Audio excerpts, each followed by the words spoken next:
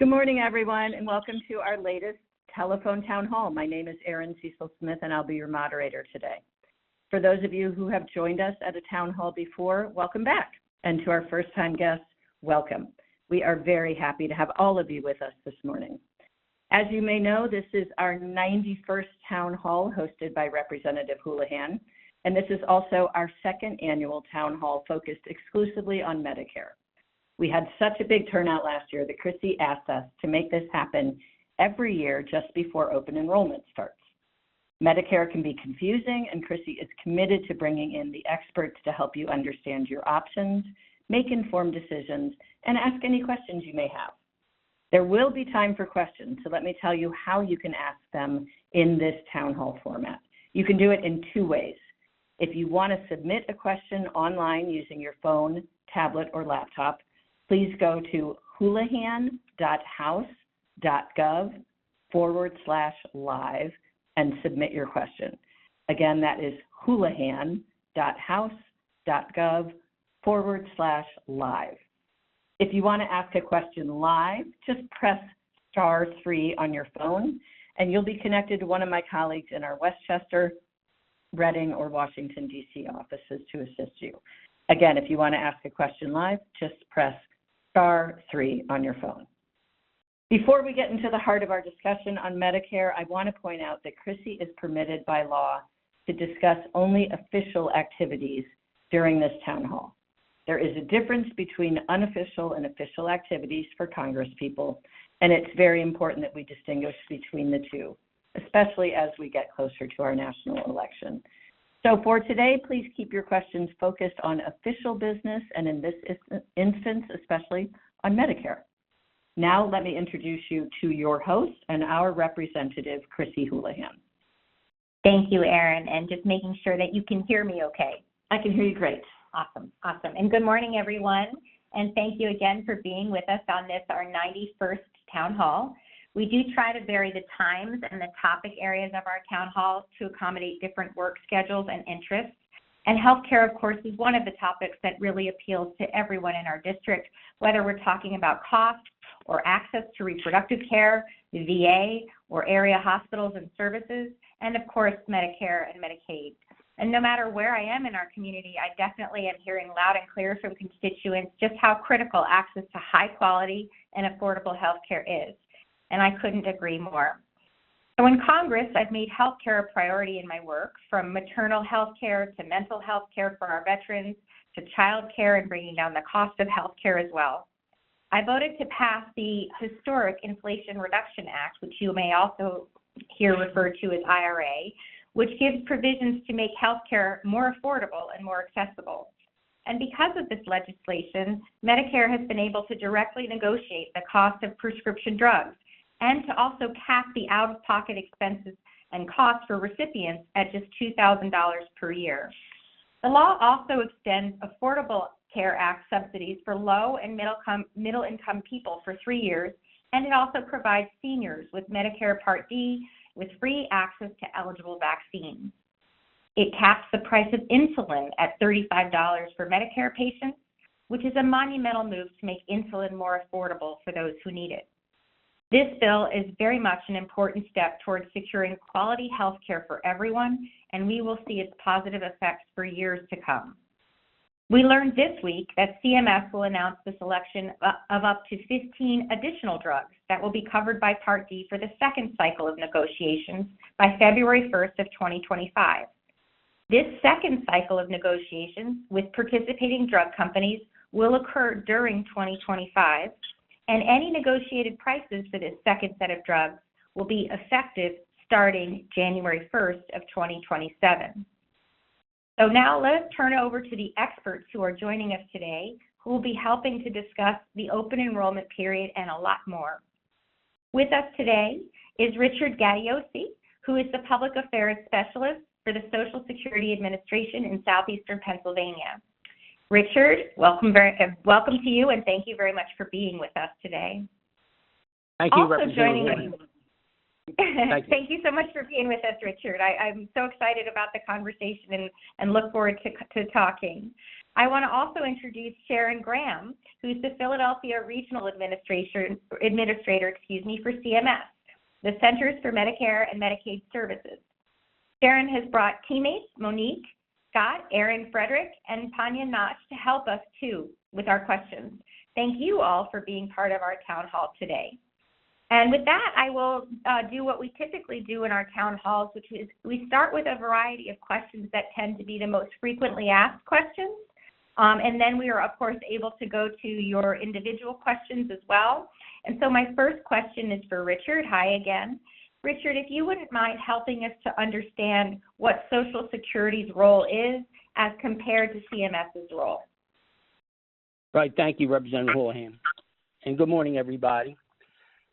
So although the Centers for Medicare and Medicaid Services, commonly called CMS, all the other folks that are on the call today, although they are the agency that's in charge of the Medicare program overall, Social Security's responsibility is to process your application for what's called original Medicare, which are Parts A and B of Medicare.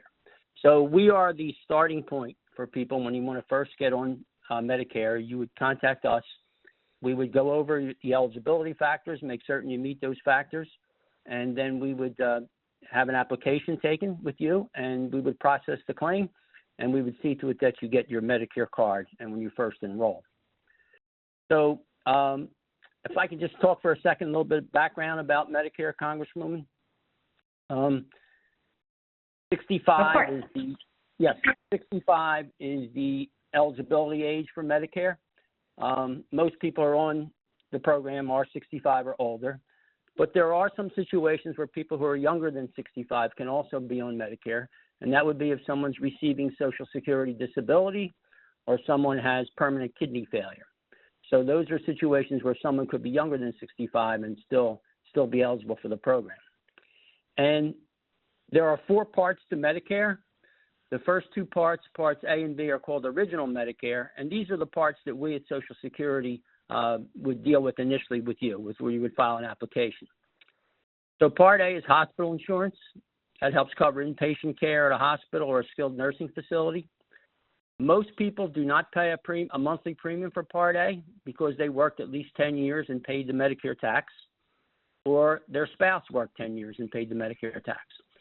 So a lot of people say Medicare A is free. It really isn't free in the sense that you've paid for it as a worker when you paid the Medicare tax over the years. If a person doesn't have a way to qualify that way, they could buy Part A, but it can be expensive. It can either be, depending upon your number of work quarters, it can either be $278 a month or $505. The other part of Medicare that's part of Original Medicare is Part B. This is medical insurance. This helps with outpatient care. If you get doctor services or if you have a test done at a hospital, you're in and out, you're not staying overnight. There's no work requirement for Part B, just that you are 65 or older, but you do pay a monthly premium. And this year, the standard premium is $174.70 a month, but higher income individuals may have to pay more than that because it is tied to a person's income, okay? And I don't know if you want me to talk now about the enrollment periods, or we'll let that go to later in the program, Congresswoman. Yeah, let's go to that later in the conversation, if that's okay. Yes. That'd be perfect. And thanks, Richard, so much. And if it's okay, let's go ahead and turn it over to Sharon for a quick question that we get frequently as well. Medicare's annual open enrollment period is October 15th to December 7th this year. What kind of advice would you at the Centers for Medicare and Medicaid give older adults in our community who might be in the process of reevaluating their Medicare plans for 2025? Mm-hmm. Yeah, thank you, Congresswoman. That is the perfect question for the perfect time of year. As you noted, this is the start of open enrollment season coming up quickly, October 15th through December 7th. And what's really important is what you said, is that people need to take this time to reevaluate this coverage. We find that not everybody does, but really everybody's situation does change throughout the year. And even more importantly is that your plans will change, especially people who are in Medicare Advantage plans or standalone prescription drug plans. Anybody who is enrolled in an MA plan, Medicare Advantage, what we call an MA plan or a Part D plan, should have already received what we call your annual notice of change. And that annual notice of change describes those changes that are coming to your plan in 2025. And we encourage people now to take the opportunity. And what I like to do is sort of frame it in what we call the 3 C's of cost, coverage, and convenience. That kind of breaks it down pretty easily. So look at the plan that you're currently enrolled in and ask yourself if the costs are still manageable for you. Is the premium still within your budget? Where did those co-payments change to? Or is there an increase, and can you afford that? Or even with co-insurances, has that changed? Perhaps the cost of your prescription drugs have also changed. Plans will move drugs between what they call different tiers of their formulary, and that may increase your out-of-pocket costs. So do look closely at the cost changes that are coming in 2025. For people with original Medicare, those costs haven't yet been published for 2025, but we expect that in the next month or so. And if you have a supplement, if you picked up a supplement, you'll also want to take the time to evaluate the costs there, the out-of-pocket premium for your coverage. Then the cost. Then there's the coverage piece of it. And the coverage piece is maybe there's some extra benefits in your Medicare Advantage plan that are changing. And do you access those benefits? Do you still need those benefits? More importantly, is your doctor or your hospital, your favorite doctor or hospital, are they still in the plan? And from a convenience perspective, how about the access to your pharmacies? Is your pharmacy still in network? Is it close? Do you have to drive far to get to an in-network doctor if you're looking at a Medicare Advantage plan? Do you need to change doctors if you're in a Medicare Advantage plan? So again, we're talking about cost, coverage, and convenience. And just know that starting on October 15th, you can make that change at our website, which is where you can look at any of the plans that are available at our website at medicare.gov and make the changes that you need during that open enrollment period so that your change is effective on January 1st of 2025. So thank you for that question. Perfect. And I know we're going to have tons more questions for you. I'm sitting here scribbling questions down myself. And now back over to Richard, if that's okay. Could you tell me a little bit more about the penalties that are involved with Medicare Part B, which might include outpatient services or doctor's visits and medical equipment of various kinds, and also Part D as well, which involves the prescription drug plans, as you've already mentioned. And how can people who are on the line avoid the penalties? Okay, so now we will get into the enrollment periods. There are 3 possible enrollment periods for people. It depends upon their situation, which one they're going to be using. But the initial enrollment period is for people who are approaching 65. And this runs for 7 months. It begins 3 months before your 65th birthday month, includes your birthday month, and 3 months after, okay?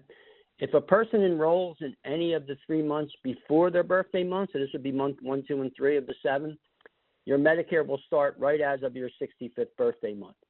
If you enroll in any of the remaining 4 months of the 7-month period, your Medicare will start the next month. So one of the areas that people are concerned about, as you said, is incurring a penalty. People who are actively working at 65 and medically covered by their employer, they generally do not file for Medicare B when they turn 65 because they're paying out of their paycheck for coverage with their employer. And if they would sign up for Medicare at that time, they would have a Medicare plan that's the Medicare Part B, which would be secondary in terms of whenever they incur any medical expenses. So a lot of times it would be duplication of coverage. So people would hold off filing for Medicare B until they stop working. Then they would have the special enrollment period, which is an 8-month period after they stop working where they can get on Medicare and without any type of problem or penalty. The penalty comes in if people miss their initial enrollment period, or in some cases, if they let their special enrollment period go past and they don't file even after that, then they have to wait until the beginning of the next year, January, February, March period, which is called the general enrollment period. And that's for people who missed a prior enrollment period. And depending upon how long it's been since you first could have gotten on and are now trying to get on during the GEP, the general enrollment period, you could pay a penalty if more than 12 months have passed on your Medicare Part B. So we said initially that the premium this year is $174.70. If a person had over a year where they could have been on and they weren't working to allow them to delay, then they would pay a 10% penalty for each year they let go by. So 10% of $174.70 would be another $17, meaning they would be paying somewhere around $192 a month for their Medicare B. And this is a lifetime penalty. So that's where people sometimes have a situation where they're going to be penalized. But if you check with us at Social Security, we can go over what your options are for initial enrollment period and also the special enrollment period. If that applies, you can avoid that. So that's where it comes into play. Now, sometimes people will voluntarily not take Part B because there is a premium attached to it, and sometimes people say, I'm healthy, I don't want to pay for that, I don't need it. The problem arises if they get sick later on and they want to get on Medicare B, they can't necessarily do it at the time they want. They have to wait until the next year. So that's where people run into a problem sometimes. Yeah, and I really appreciate, kind of talking us through the penalty portion, and that kind of leads me into my next question, which has to do, and you mentioned a little bit about this year's premium of $174.70. Do you know possibly what the Medicare Part B base premium might be for 2025, and when will that information be released? Well, I have to ask the folks at CMS to answer that. I can tell you, Congressman. Well, I can because they're the ones that comes through initially. But I can tell folks that the Social Security cost of living allowance for next year will be announced next Thursday, October the 10th. But that is just in terms of Social Security and supplemental security income benefits. So generally, the Medicare B premium is announced later on. If someone from CMS wants to jump in, if they know. Yeah, let's see if maybe Sharon or one of your colleagues might know. And this is Sharon. We don't know, and we sometimes find out at the same time as a lot of other people where we are. It is typically announced after the COLA, the cost of living increase that Rich just mentioned for Social Security. So we would expect it would, if you said October 10th, Rich, then probably within a week or two after that is what we typically expect. So that sounds like kind of a November time frame. That's perfect. And interestingly enough, that's similar to my experience with things from Washington. I hear sometimes than other people hear. So I appreciate that input. So I wanted to ask Erin to maybe come back and remind our listeners again how they can ask questions so that we can continue with our town hall. Thank you, Chrissy. Just as a reminder, if you want to submit a question online using your phone, tablet, or laptop, just go to houlihan.house.gov/live. You can submit your question and you don't even have to talk to anyone. If you want to ask a question live, please press *3 on your phone and you'll be connected to one of my colleagues in our Westchester, Reading, or Washington, D.C. offices, and they'll walk you through the process of asking a question. So again, just press *3 on your phone and you'll get connected. Back to you, Chrissy. Thanks, Sharon. And okay, we have a couple more questions for Sharon. First, Sharon, would you mind telling me a little bit about free Medicare counseling? I'm sitting here listening to all of these details, and my head is sort of popping off. What kind of things are available for people to be able to get advice and counseling through Pennsylvania PA and Medi or MEDI? Yeah, thank you. That's a great question because everything that I mentioned before, we've talked about how it can be overwhelming when you're looking at so many plan choices that are available. And I thought I would just let people know kind of at a high level, we just released what we call our landscape of plans. So just to give you an idea of what's available in Pennsylvania, the good news is that for people looking at Medicare Advantage plans, the average premiums dropped a bit by about $2. And the number of plans dropped a little bit, but it's still a lot. We have 281 plans that are available across Pennsylvania. But 100% of people in Pennsylvania will have a Medicare Advantage plan available to them, and 100% of the people in Pennsylvania actually will have plans available to them at a $0 premium if that's what they're interested in. But looking at all those plans, it can be overwhelming. You're thinking, again, cost, coverage, and convenience. So just know you don't have to go it alone. There's a lot of different places you can go for resources. For example, everybody should have already received in the mail the Medicare and You Handbook, which is an awesome resource for people throughout the year because it talks about all of Medicare. Excuse me. You can also go to our website, which is phenomenal, medicare.gov, and on that website is a plan finder. So if you like to kind of just take the time and mull over things right there in the comfort of your own home, medicare.gov and our plan finder is a great way to look at what's available for you. And then Medicare also has our own customer service representatives, and that phone number is easy too, and that's 1-800-MEDICARE, and they can help you walk through the process. But if you're looking for that more personal experience in Pennsylvania and across the United States, actually, we have the benefit of what we call our SHIP counselors, our state health insurance and assistance programs. And in Pennsylvania, that's called PA Medi. And PA Medi is funded by grants through another department within Health and Human Services where I am. That's called the Administration for Community Living. And then CMS trains these PA Medi and the SHIP counselors across the country. And they are local. They're in your community. They're in your county. You can call this 1-800 number and get personal assistance. You can get one-on-one assistance through PA Medi. Let me give you that phone number here so you have it handy. I hope everybody has a pen or pencil to write this down.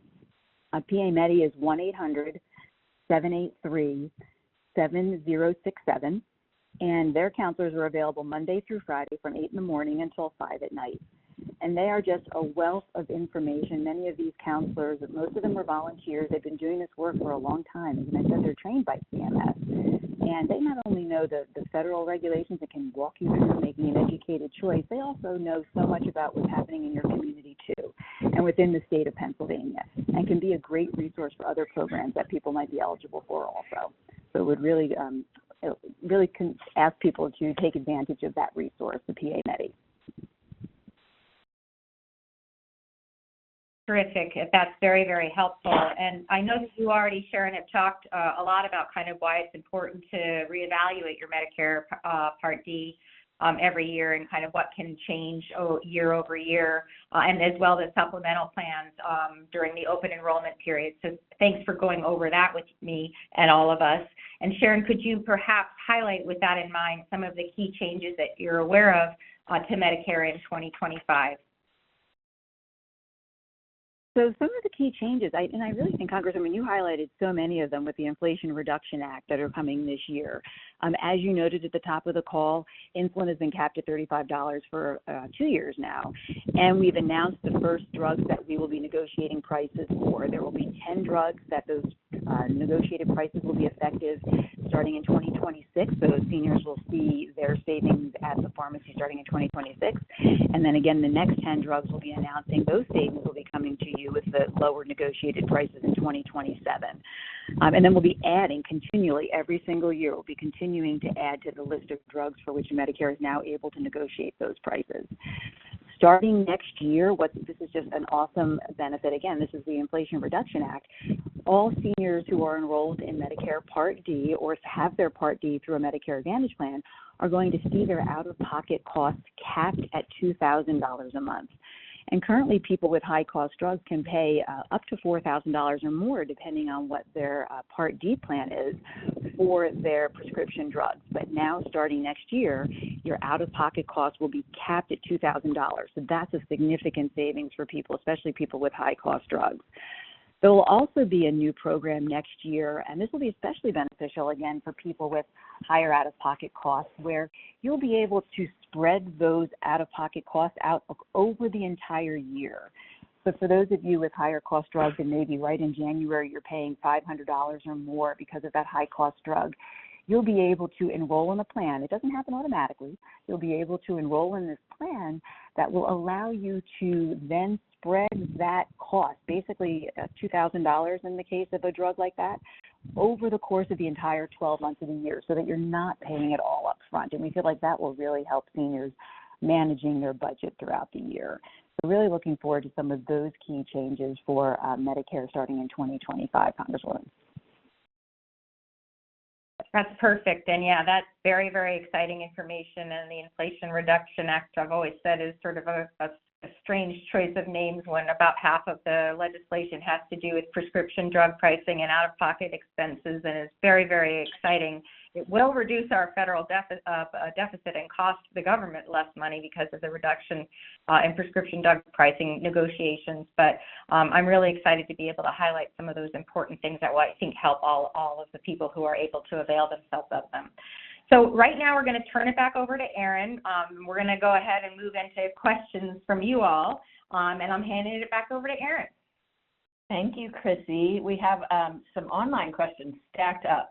So Sharon, first question comes from Charles, one of our constituents, who says, why are 2025 Part D choices going away and the choices that remain having large increased premiums as compared to this year? Can you answer that for us? Charles, and that's a good question. The plans every single year and in fact, this is Medicare Advantage as well as the prescription drug plans. My agency, the Centers for Medicare and Medicaid Services, does approve them and does approve their premiums, but it is the business decisions of each plan on the drugs that they'll cover and the amount of money that they will charge, whether that be in their premiums or their out-of-pocket costs. I will say that when we were looking at the landscape of plans for prescription drugs, it looked like about 70% or so of people in Pennsylvania had access to a plan that had a lower premium than they had in 2024, and that some of those plans could be as low as $0 a month. It sounds like that may not be the case for what you're experiencing there. So I would encourage you to go to either Medicare.gov if you're comfortable on the internet and do a plan comparison, or again, to call PA Medi and have help with a counselor to look at some other plan options that might be available to you where you live. And I'll go ahead and repeat the Medi number again. It's 1-800-783-7067. And again, that's Monday through Friday, 8 a.m. to 5 p.m. And we'll make sure to include this as well as websites and the 1-800-Medicare number as well in the text of when we publish this information when we're finished with today's conversation. And thanks very much for that really good question. Erin, do we have any other questions? We do, and I think this is for Sharon also. Sharon, the question comes from Court, who asks, if you turn 65 and are employed and you have insurance through your employer, do you have to enroll in Parts A and B when you turn 65? So Sharon or Richard, I'm not sure who's to get to that. I'm going to let Richard start with that one, Rich. Yeah, this is a situation I spoke about briefly before. If someone is working covered by their employer and the workplace, the employer has at least 20 employees, you're smart to not take Medicare B, because if you have both Medicare B and your employer coverage, as I said, and you incur medical expense, you have some treatment that you get or visit or whatever, the employer plan is going to be primary. So in a lot of cases, you may not even get to use the Medicare B benefits because it's being taken care of, your costs are being taken care of by your employer. So most of the time, people would not take Medicare B then, and they would wait until they stop working or the employer plan ends, whatever might happen first. And then they have 8 months if they want to file for Medicare B, and there's no type of penalty. So that's the common situation where people would delay because they're actively working. Or it also could be if their spouse is providing the coverage and their spouse is the one who's actively working. In that case, you can still delay until the active worker stops working. Richard, can I ask a follow-up question to that? And that is, even if you're 65 and you're employed, if the Medicare cost is less expensive than your contribution to your employer health care, can you choose to use Medicare instead?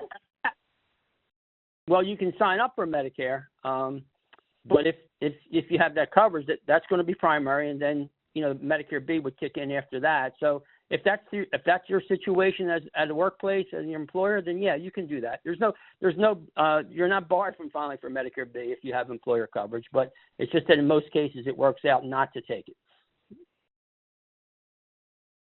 Excellent, and thank you. Making sure, Sharon, do you have anything to add to that answer before we move to the next question? No, Rich did a great job covering that. Thank you. Perfect. And we'll go ahead. Hello. Hi. This is Monique. Monique. Sure. I just wanted to add, if you have employer coverage, we always say check with your employer, your benefits, let them know you're coming on the Medicare, just to make sure that they know and make sure that there's not anything that's going to potentially impact your benefits. So if you're fortunate enough that you're still have access to employer benefits, still just let them know that you're coming on, or if you're covered through a spouse that you're coming on or your spouse is coming on for good measure, just to make sure everything's in good measure with that coordination of benefits. I appreciate that. That's a good insight as well. Let's go ahead and move over to the next question. Our next question is also an online question. This comes from our constituent named Gemma, who asks, what are the dates that the Medicare recipient can make changes for 2025? Hi, it's Sharon from CMS. The dates of the Medicare open enrollment season are coming up quickly. We open enrollment on October 15th, and it closes on December 7th. So that's the window where you can make changes to your health coverage that are effective on January 1st of 2025. And we'll go ahead and make sure we include that information as well in the notes, after notes on this conversation. Let's go ahead and see if we've got any more questions. Looks like we've got another online question from a constituent named Bob, who asks this question. Our current Part D plan with a $10 a month premium is not available in 2025. It is being replaced with a $45 a month plan. If we drop out of Part D and we use plans like GoodRx or RX Pass, is there a penalty to later rejoin Part D? Yes, the short answer is yes, there is a penalty. And it's that penalty, I think you heard Rich describe that at the top of the call. It's a slightly different than Part B. On the Part D side, the penalty is 1% a month of the national premium, I believe, for every month you could have had Part D but did not. So if you drop Part D for 12 months, it would be a 12% penalty. 24 months, it'll be a 24% penalty. So it does continue to increase if you decide to re-enroll in Part D at a later point. That's good to know, and certainly very complicated. And again, I will mention the number for getting advice if your specific question is not able to be answered today for PA Medi, 1-800-783-7067. And again, Medicare.gov is the website to be able to look at plans and compare them. And 1-800-Medicare is also a phone number that you can call with Medicare questions. And let's go ahead and see if there are other questions. Great. Thanks, Chrissy. We've got a couple questions live. We're going to go to Evan, who has a question about expanding the IRA outside of Medicare. Evan, we're going to go ahead and unmute you, and hopefully you can hear us. Are you there? Yes. Can you hear me? We sure can. Go ahead and ask your question. Yeah, I'll try and hopefully do it concisely. So with the IRA Act helping the cost with the drugs with Medicare, I was wondering if there was legislation being worked on for outside of Medicare. And the example is, I am an insurance broker. I had a client that had a certain hospitalization. The drug cost about $4 million. It's a one-of-a-kind drug. And after doing research, I found that the hospital that was a nonprofit, per their contract with the manufacturer, was allowed to mark it up 400%. So is there any legislation that's really supporting help outside of the Medicare population? Yeah, and thanks. It's a really good question, and the answer is it's complicated, as many things are in Washington. Congress, as you can imagine, is limited in our ability or our authority to regulate the private sector, although in certain cases we are able to. As you know, you've seen as an example with the IRA, we're able to negotiate for drug prices, and you're right that it is for a certain population, Medicare, Medicaid recipients that are benefiting from that. There was actually an attempt to cap insulin, as an example, to $35 out of pocket for all insurance. But the reality there is, unfortunately, my Republican colleagues blocked that being included. But there is legislation, as you've asked, that is being put forward again to try to get this done in this particular case. And what's also interesting is because of the IRA, because insulin was capped at $35 for that population, what you saw is a lot of insurance companies as well as the providers of these medications met and matched the $35 as well for the rest of the population who may not have benefited from this. And so it's good that the pressure that we've put on, the providers of these medications are starting to feel like that they might need to match that in for the rest of our society. So that's good. So we do hope to try and expand capping drug prices in other markets. President Biden has pushed for this before, and I'm hopeful that we'll be able to be successful in the future. And thanks very much for the question.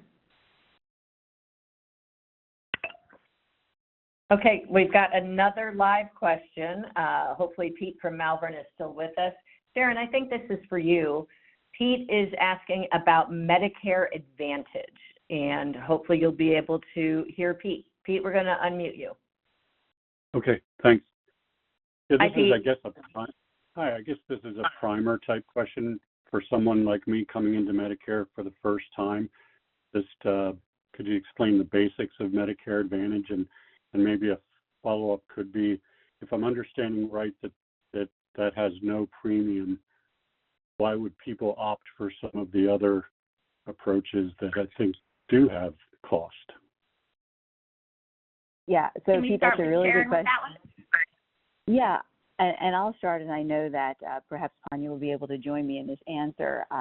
So what is Medicare Advantage? So when you are eligible for Medicare and first become eligible, typically at age 65, or as Rich mentioned, perhaps upon your retirement, you're always enrolled into Original Medicare. You'll receive your red, white, and blue card, and you'll have access to 98% of doctors and hospitals across the country. However, you may choose to have your Medicare benefits administered by a Medicare Advantage plan. So you still have your Medicare. You're just signing up to have these private Medicare Advantage plans administer your Medicare benefits for you. And my agency contracts with these Medicare Advantage plans, so they're approved by the government to do this on our behalf. Now, why you may choose one versus the other is that, and we could talk for an hour about this, and my team of staff usually do, so I'll try to keep this short.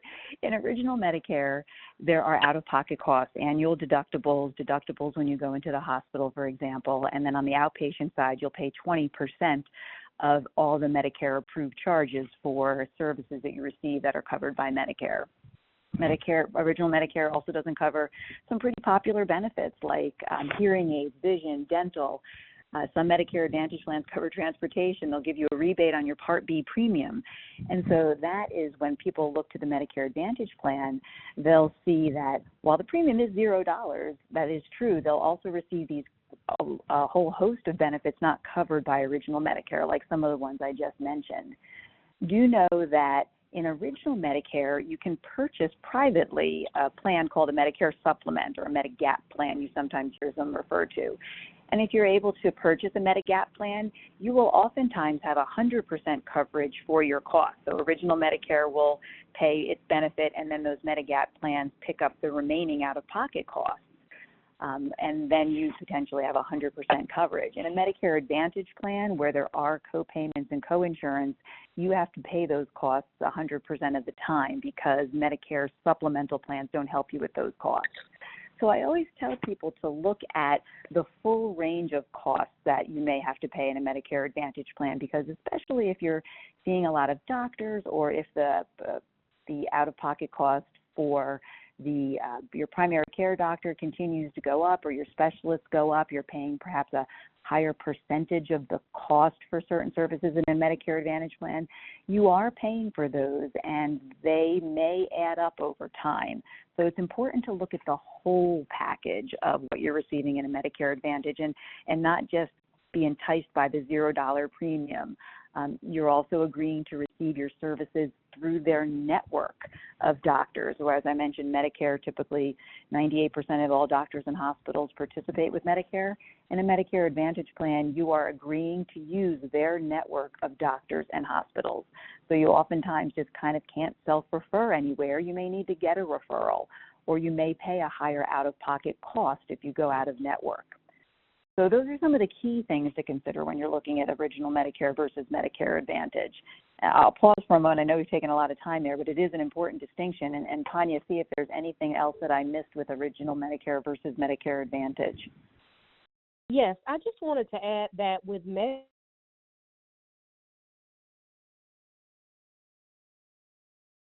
Tanya, I think you are cutting out. Let me see if we can ask that. Can you hear me? Now we can. Keep going. Thank you. So you would be responsible for that. So again, not all of them have that $0 premium, and like Sharon stated, you would have to use you would be, have to use their network. And sometimes there are prior authorizations that you have to get for certain services or medications. So those are some of the differences that I would like to add as far as the difference between original Medicare and the Medicare Advantage plans. Thank you. Thanks very much. Before we move to the next question, making sure that there aren't any other folks wanting to weigh in, and I also wanted to circle back around to the question that had to do with, why don't the rest of us have the ability to have discounted pricing on prescription drugs? And I mentioned that we were hopeful that we would have legislation that we could consider on that. I want to also mention similarly that the President Biden, has also asked for Congress to consider expanding the $2,000 out-of-pocket expense to all of the rest of the 189 million of us who are under 65 and have perhaps private insurance too. This is also something that I know that future Congresses would love to consider depending on the outcome of the future election. And I will go ahead and hand it back over to Erin for any other questions. Thanks. We do have a couple more online questions. This one comes from Lisa. And Sharon, I think this is for you. She's asking, are prescription drugs covered under Medicare Part B? I think I heard you say B as in boy, correct? B as in boy. Yes. So Medicare Part B does cover some medications, but typically that's associated with a treatment you might be receiving. The majority of drugs will be covered by your Medicare Part D plan. So I would say D stands for drugs. So you're going to the pharmacy, those are the medications that will be covered under the Part D plan. Excellent. Very helpful. I will remember that phrase. Let's see if we've got any more questions. Okay, we've got another online question, this one from Robin. Robin is asking, is it mandatory to sign up for Part A if you are employed and you have insurance coverage? Are there any penalties if you delay? And she says, we understand about delaying Part B. So she is asking specifically, is it mandatory to sign up for Part A if you are employed? And if you do not, are there any penalties? Yeah, this is Richard. There really isn't an enrollment period for Part A. A person can sign up for Part A at any time. And the reason is you're not, if you're one of the people that has enough work or your spouse has enough work, you're not paying any premium for Part A. So unlike Part B, where you have these specified enrollment periods that you have to adhere to, otherwise you might be penalized, since you're not going to be paying a monthly premium with A, there's no penalty attached to that. And a lot of times people who are working, they may not bother initially to file for A, but they can get on at any time. If they end up being hospitalized, they can file then. And Part A also has a retroactive period where if you're past 65 when you sign up, your Part A enrollment will go back as much as 6 months, but never back before the month you turn 65. So let's say you were 65 in 4 months and you're just signing up for Part A, then your Part A coverage will go back 4 months. So if you incurred expenses for inpatient care, you can have those covered, retroactively. But no, there isn't a requirement to sign up for A. Excellent. That's very, very helpful. And I'm going to turn it over to Erin and see if we have any other questions as well. Yes, we do. We have a live caller. Sheila is calling, and she's got some questions about Medicare, aftercare, and being admitted to the hospital. Sheila, we're going to unmute you. If you could ask your question, please. Thank you. Good morning.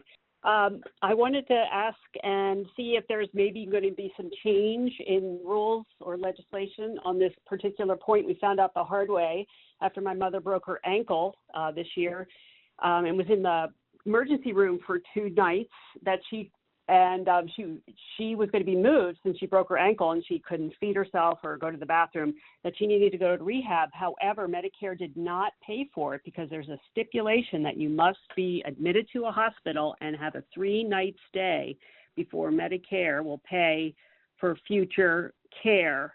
That came as a rude awakening to us. Do you know if there's going to be any change to that rule of the 3-night stay admitted to a hospital, she clearly could not care for herself. So we had to write some very large checks to make sure that she was taken care of. Thanks. Thanks so much for this really interesting question. And I'll start with, the experts. And then if we don't have good answers, that's given me some good, fodder to bring back to Washington with me to try to understand that for the rest of us. So I'll turn it over to Richard and Shannon to start and see what we can get going here. Yeah, and this is Sharon. I'll weigh in that when you have original Medicare, there is a requirement when you're receiving skilled care, such as what your mom was receiving, that you need to be an inpatient in the hospital for 3 days before moving to a covered skilled nursing facility level of care. Some Medicare Advantage plans do waive that. I'll just put that in there, not all. So if that's something that concerns you and you would like to look into that, then you would look at a Medicare Advantage plan. But right now, that is statutory, so Congresswoman bringing it back to Washington is a good idea, written into the legislation that does require that prior 3-day inpatient. And just to point out a distinction here, because this has become somewhat of a concern for some people, is you don't always know that you're in an admitted status or not.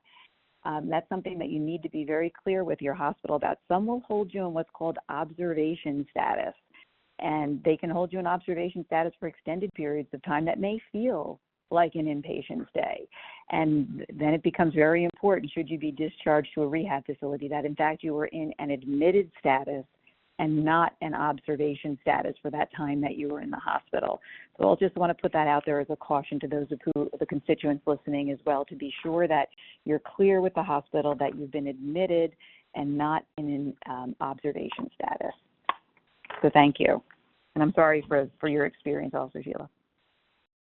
Yes, just checking to see if Richard has anything further. And certainly I know that listening in are many of my legislative team, and I'm certain that they are taking notes to make sure that we take this up, because it's sort of counterintuitive what you've just described, because it, in my experience with hospitals, has been very much their motivation to limit the number of days and nights that you're in the hospital. So it seems sort of counterintuitive that you would be penalized for that. So before we move on, Richard, and your team, do you have anything further to add on this issue, or should we move to the next question? Yeah, we should move to the next one because, care situations, they're, as Sharon just addressed them, they're all CMS's purview. So we wouldn't be up on that. Yeah. Let's go ahead and move on then to see if Erin has any further questions. Richard, we've got an online question, and this one is for you. The question is, a family member of mine, age 65, has suffered a stroke, which most likely means he will not be able to return to work. He is a candidate for Social Security disability. How does one apply for Social Security disability? Okay, well, one of the easiest ways is to go to our website, which is ssa.gov.gov, and you can apply right online there. If you don't want to do it that way, you can call our 800 number, 1-800-772-1213, and you can set up an appointment, generally to do it over the phone, and we will complete it that way. But either way, online or over the phone, you can have your application filed. And generally, it's going to take a number of months to get a medical decision on a person's disability claim. We have had a backlog. We're trying to improve the time frames, but it will take a while. And be notified by mail whether you've been approved. And then if you've been approved, if you've been found disabled, then the local office will move to process your claim and get payment to you every month. But yeah, that's the easiest way to do it. You can go on our website.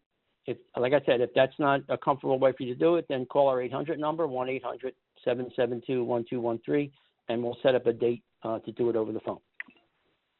Perfect, and we will make sure to include ssa.gov and that 1-800 number as well at the end of the conversation too.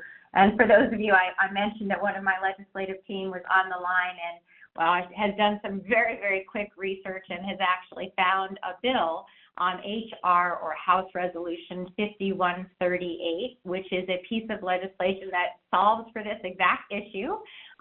For those of you guys who are not familiar with the Schoolhouse Rock or don't remember your Schoolhouse Rock, every 2 years we start all over again with legislative ideas. We are at the tail end of this 2 years, and this 2 years we have had a record number of pieces of ideas, I think close to 14,000 of them. A very, very short number, less than a few hundred, have actually made it to the floor for a vote. But this H.R. 5138 is intriguing because it is to amend Title, I guess it's 18 of the Social Security Act, and to count a period of receipt of outpatient observation services in hospital stays towards satisfying the 3-day inpatient hospital stay. So it's exactly solving for this problem that you have pointed out. I will have my team take a look at this and see if we can sign on to it. It sounds like it's a good solution to this issue, and hopefully we'll be able to find a way to push that to the floor for a vote too. So thanks very much for bringing that to our attention, and I'm taking a little bit of a point of personal privilege and a digression on this. This is an exact example of having ideas come from our community that we can then try and figure out if there's already a legislative solution that we can support. You know, we're a tiny little team. We're about 18 people, and anytime somebody calls and advocates for this, we have the opportunity to try to solve for problems in our community. So thanks very much for the lead that you gave us on this. I'm going to turn it back over to Erin to see if there's any questions still in our queue. Thanks, Christy. We do have another online question. This one's from Bill, who says, at the age of 65, I was told by Social Security that I could not sign up for Medicare because of my spouse's company plan as a health savings account. Is that true? And he asks, do we really need an Advantage plan? So this might be Sharon and Richard. Well, I'll say this. The issue that I think he's speaking of is that if a person at work contributes to a health savings account and then wants to sign up for Medicare, that can cause a problem with the IRS. Generally what happens, as I mentioned before, if you're going to apply for Medicare A and you're over 65, you will be taken back retroactively to a start date as much as 6 months. So a lot of times what people will do if they're contributing to an HSA and they don't want to incur any problem with the IRS, they will stop contributing to their HSA and they will stop 6 months early, and then when they sign up for Medicare, the look-back period will not interfere and cross over with the period of time when they were contributing to the HSA. So it's not so much that, I don't know that we would say we told you couldn't do it, but I think they were just advising this person that if you signed up for Medicare at a particular point in time and you were still involved with the HSA, that could present a tax problem for you. Great input. Great. We have another online question. This one comes from Jim, who's asking, is it possible to switch between regular Medicare and Medicare Advantage year to year? And if you do switch, is there a penalty? Yes, this is Sharon. It is possible to switch, and this is the time. Medicare open enrollment, if you have original Medicare stay and you want to sign up for a Medicare Advantage plan, now's the time to do it, and it'll be effective on January 1. There's also an opportunity, we call it the Medicare Advantage open enrollment season, that happens from January 1 through March 31 of each year subsequent, that anybody in a Medicare Advantage plan can also make a switch, maybe change Medicare Advantage plan, decide that's really not what they wanted, and go back to original Medicare. But once that March 31st date has passed, you are, in essence, I'm saying this in air quotes, I know you can't see it, locked into your plan choice, whether that be original Medicare or Medicare Advantage for the remainder of the year. But that next open enrollment period comes around and you can again, and everybody should, reevaluate their health care coverage and decide if they want to stay where they're at or not. As long as you continue paying the Medicare Part B premium, you stay enrolled in Medicare Part A and B, there's no penalty. So you can make those changes as often as you'd like. I will say, if that you are an original Medicare and have purchased a Medigap plan and choose to enroll in Medicare Advantage, you'll drop the Medicare Advantage, you'll drop the Medicare Supplement, because again, Medicare supplements only work with original Medicare, and if you move to Medicare Advantage, you don't need the supplement. It won't work with Medicare Advantage. Getting back into that Medicare supplement may present a challenge, because once you've missed your initial opportunity to enroll in a supplemental plan, then If you come back to that, those private insurance companies can choose to age rate or health screen you and impose a waiting period or even deny coverage. So again, that's a Medicare supplement that would work with original Medicare if you choose that. So that's where there could be a problem switching back and forth if you're looking into that. So I just wanted to put that one caution out there for you. Excellent. Excellent. I think we might have time for one more question, so I'll turn it over to Erin. One more. Lucky question 13 comes from Laura. And thanks, Laura. You're teeing us up beautifully for the end of our telephone town hall. Her question is, will there be a recording of this with phone numbers like PA Medi? Yes, Laura, to answer your question succinctly, there will absolutely be a recording, and we will also make sure that we include phone numbers and websites as well. I'll hand it over to Richard and to Sharon for one last time to give some of those phone numbers again.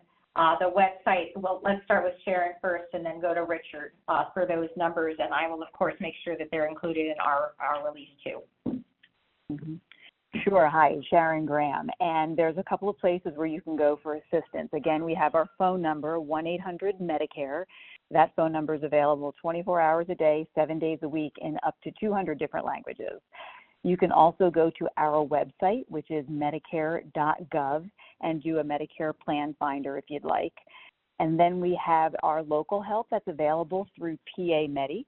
And again, PA Medi available there for local counseling in your community, Monday through Friday from 8 a.m. to 5 p.m. And their phone number is 1-800-783-7067. And if I just could take the opportunity, Congresswoman, too, because we've seen an increasing number of fraudulent scams that have been going on in the community. Seniors are being targeted on a regular basis from scammers looking for your Medicare numbers. And Medicare does not call you at all unless you've called them and they're returning your call, for example, or your plan that you're enrolled in might. So if you ever feel that you're a victim of fraud, you can always call the 1-800-MEDICARE number or our Office of the Inspector General, and that number is 1-800-HHS-TIPS. So HHS TIPS is another place to report fraud. So do be on the alert. And we always like to say, guard your card. Don't share your Medicare number with anybody. Keep it close, keep it safe. Another helpful tip for all of us, which we will include. And last over to Richard with some of your numbers of FSA as well as your 1-800 numbers. Of course. So our website is ssa.gov, SSA Social Security Administration.gov. So a lot of the things we talked about today, you'll find different sections on our website on disability, on retirement, or certainly on Medicare, and it gives you a lot of good advice. So that's one way you can get a lot of information. You can call our 800 number, which is 1-800-772-1213. We have a live person on there weekdays from 7 a.m. to 7 p.m. You can also do some automated things on there where you can request a Medicare card, let's say. And then also we have neighborhood offices. We have 7 offices in Philadelphia, and in the suburban counties, we generally have 1 or 2 offices in each of the counties. So they're open 9 to 4, Monday through Friday. So any one of those ways, on the website, phone number, or in person.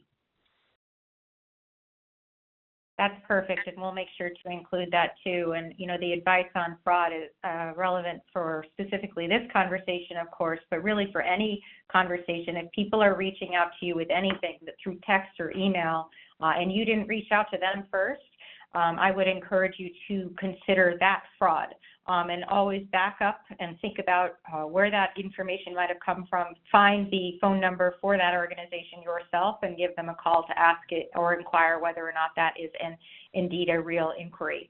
I think that we're going to turn it over to myself for concluding remarks, and I do want to say thank you so much to Erin and to my entire team. As I mentioned, we have 3 different offices. I'm sitting here talking to you from our Reading office right now, and thank you for them and their efforts to process the hundreds of callers that we have during our town halls. I'm very, very grateful. Again, a really special thanks to Richard Gattiosi from the Social Security Administration, as well as Sharon Graham from the Centers for Medicare and Medicaid Services, and of course her whole team, including Monique and Aaron and Tanya, who joined us too for those trick questions. Healthcare in general, as we've heard, and Medicare in particular, can be very confusing, very confounding, and really frustrating sometimes to navigate. And I'm really grateful that we were able to bring those expert voices to this conversation today. We do already have a lot of this information on our website, and you can always contact my offices if you've missed a phone number or website address during our event. I do want to bring your attention to a resource fair as well that we are hosting for seniors in the Berks County Community Foundation. That event will be hosted again on Friday, October the 18th from 10 to 2 p.m. And you can get information and assistance on things like housing or mental health resources or AARP during that resource fair. So again, you can visit my website for more information and to RSVP for that. And my website again is houlihan.house.gov, and we will include that in our follow-up mailers too. Thank you once again for joining us today. I know that it is a very challenging time in our nation, and I do want you to know that these interactions that we get to have with constituents really give me hope. They give me hope for our collective future, and they give us an energy on our team to continue to fight for our 6th District of Pennsylvania, both here in the district and also down in Washington, D.C. As you all know, and I've said very frequently, serving in this way is really genuinely an honor and an honor of my lifetime, and I do hope to hear from you again soon. So until then, I will leave you with this. Please don't forget to vote in 33 days, I believe. Take care of yourself between now and then. Take care of each other, and please be well. Thank you once again.